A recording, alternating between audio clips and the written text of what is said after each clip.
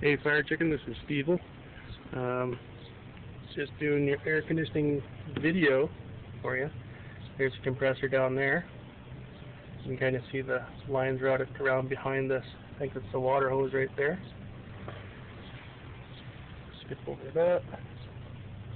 Come around back the motor.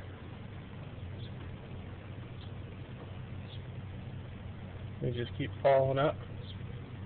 Here's the fan. And then they go into the cab right here. Pretty simple routing, I think. And I think this is the coolant line or whatever. Comes up to the radiator at the front of the truck. Just dives back under the air intake there. And there's the block that goes to the radiator at the front. It just skips through. It's kind of hard to see there, probably. There's the radiators right in here. Just in there. Yeah. 12-valve Cummins. That was pretty good, I think, so far. Pump's turned up a tiny bit. It's got a 2-inch body lift, but I'll have to change some, put a suspension lift on it or something later. 33-inch by 12.5-inch by 16-inch rims.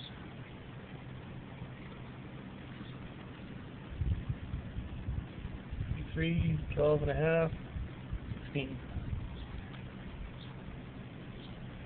Big old Dana 60 foot, I think, actually, instead of a 70. I think it's an earlier model. And then the rear is a 70, I'm pretty sure. I haven't actually taken a really close look yet.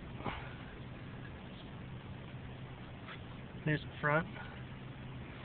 Got a little bit of dirt on her because I've been doing a little bit of gravel driving to get to work and whatnot. It's actually a pretty clean, solid unit overall for a 1990 with 357,000 kilometers. I just threw that toolbox in there yesterday. Bit my hand pretty good when I threw it in there. Darn thing.